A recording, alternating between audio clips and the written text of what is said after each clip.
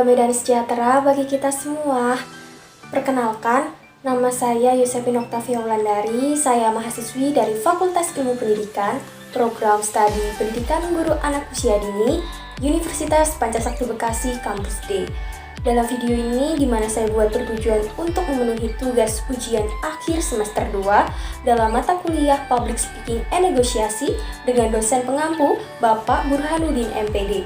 Dalam mata kuliah Public Speaking and Negosiasi ini, saya akan menyampaikan materi mengenai negosiasi efektif. Berikut ini ulasan materi yang akan saya sampaikan.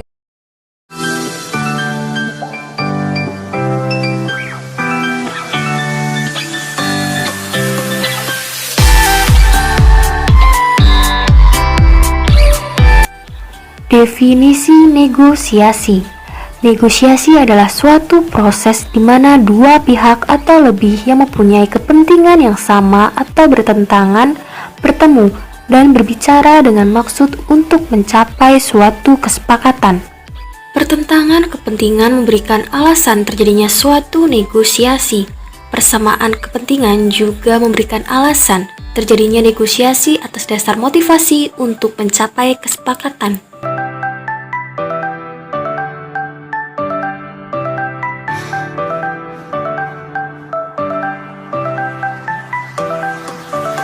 Negosiator yang sukses bekerja untuk mencapai kesepakatan dan menyoroti kepentingan-kepentingan yang sama dan menghindari pertentangan.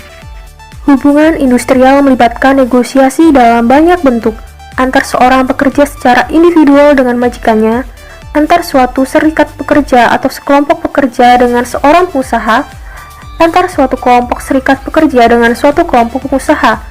Negosiasi dapat berlangsung secara kolektif atau individual. Hal tersebut adalah hakikat sistem hubungan industrial manapun yang berdasarkan negosiasi kolektif.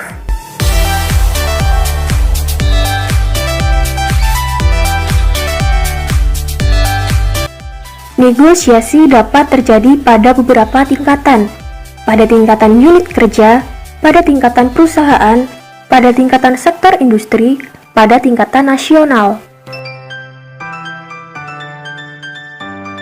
Gambaran umum proses negosiasi. Relatif tidak berstruktur dan tidak ada ketua sidang, tidak ada aturan prosedur yang baku, tidak ada agenda yang baku atau sama. Tiap-tiap pihak memperjuangkan kepentingannya masing-masing, melibatkan proses pembicaraan, mendengarkan, dan pengamatan. Tujuannya adalah untuk mencapai suatu kesepakatan yang dapat diterima oleh kedua pihak. Proses negosiasi adalah memiliki pihak-pihak yang terkait tidak dihadiri oleh pihak ketiga yang independen, kecuali jika negosiasi macet atau mencapai deadlock, dan kemudian ditunjukkan seorang konsilator atau penengah untuk membantu dalam proses perundingan. Negosiasi tidak selalu berakhir dengan kesepakatan. Kedua belah pihak mungkin saja dapat menyetujui ketidaksepakatan yang terjadi. Negosiasi melibatkan persuasi atau bujukan untuk mencapai suatu maksud, kompromi yang konstruktif atau membangun. Melalui persuasi atau bujukan, Anda mendorong dan berusaha untuk meyakinkan pihak lain untuk menerima hal-hal yang Anda ingin mereka terima. Kompromi yang konstruktif artinya menyesuaikan posisi Anda sebagai tanggapan atas kurangnya keinginan pihak lain untuk menerima proposal atau usulan Anda.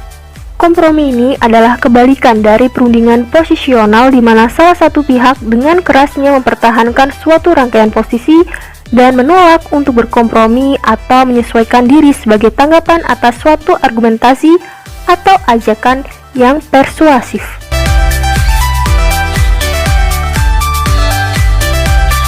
Hasil-hasil negosiasi. Ada 4 hasil-hasil negosiasi yang mungkin terjadi. Menang kalah.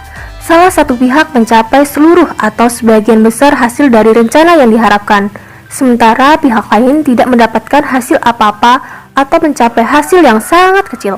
Contoh, suatu serikat pekerja menuntut kenaikan upah sebesar 15%. Pihak pengusaha tidak menawarkan apa-apa. Jika hasil akhirnya adalah serikat pekerja memperoleh kenaikan 15%, maka serikat tersebut telah menang dan pihak pengusaha telah kalah.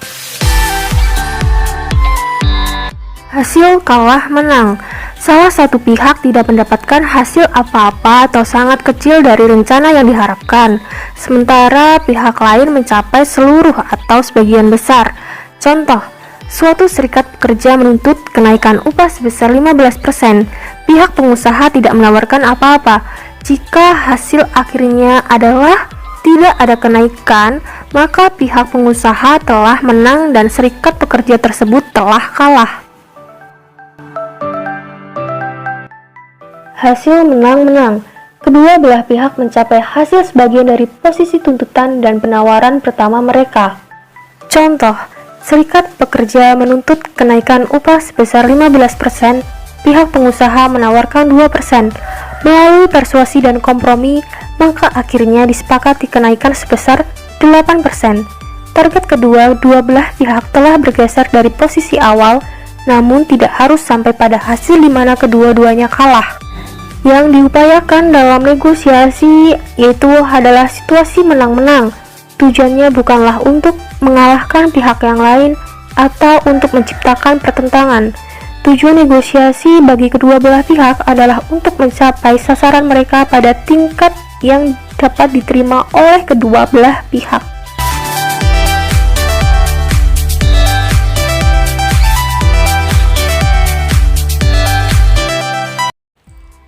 Cukup sekian yang dapat saya sampaikan mengenai materi negosiasi efektif.